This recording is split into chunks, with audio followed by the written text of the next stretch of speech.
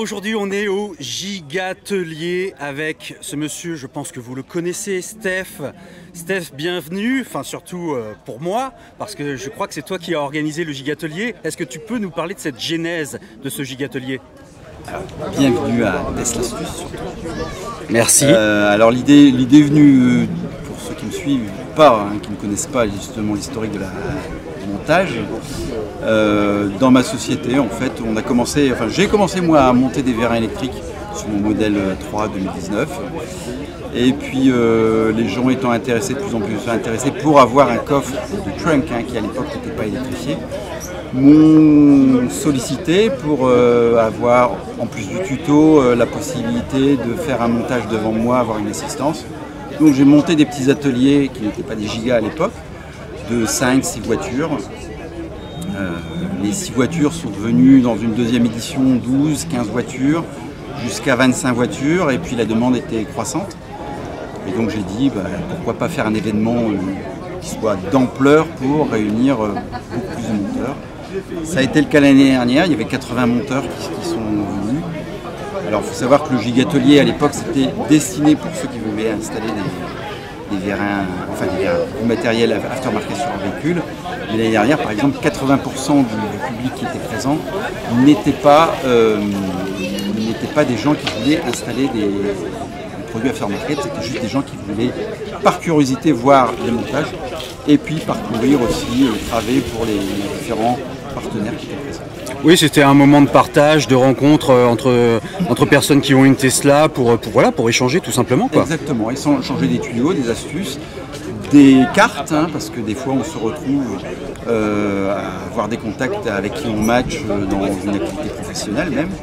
Donc c'est un business dating aussi, ça peut être considéré comme ça aujourd'hui. Et du coup, sur la partie droite là, du parking, on a effectivement des gens qui viennent aider. Donc c'est vrai que quand on s'est inscrit à l'atelier, au Gigatelier, on pouvait s'inscrire en tant que helper, c'est-à-dire aider parce qu'on a des compétences, parce qu'on l'a déjà fait sur son véhicule, aider à monter des accessoires. C'est ça, c'est le principe un peu de la communauté Tesla, c'est-à-dire j'ai été aidé à une époque, que ce soit par une chaîne YouTube ou par des rassemblements qui ont eu lieu dans un dépôt.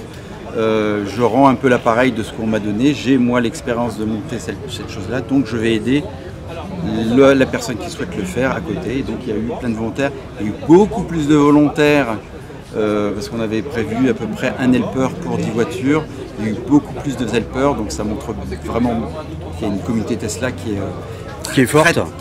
Forte et prête à rendre service. Ouais, tout à fait, tout à fait. D'ailleurs, tu faisais un point tout à l'heure, on est à combien de voitures là à peu près? Alors ça vient encore d'augmenter, il y a encore des inscrits de dernière seconde.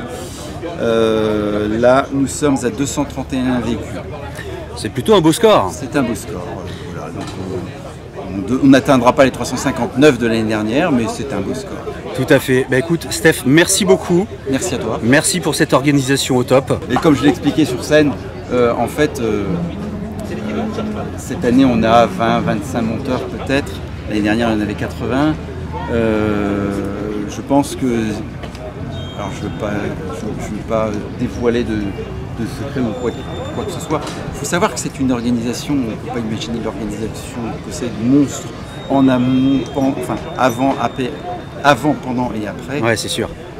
Même si on a les amis de Sexy Cars qui sont là, qui m'aident beaucoup, tout le travail de fond, de création, d'imagination, tout ça reste quand même très compliqué. Donc ça prend un temps de fou. Je ne vais pas dire le jeu n'en vaut pas la chandelle, mais il y a quand même beaucoup d'énergie dépensée là-dedans. Donc non, Gigatelier non. Un jour, si, pourquoi pas faire un autre événement, mais bon, ça je mets toute réserve parce que ça va être trop. Ok, et écoute, merci à toi. Merci.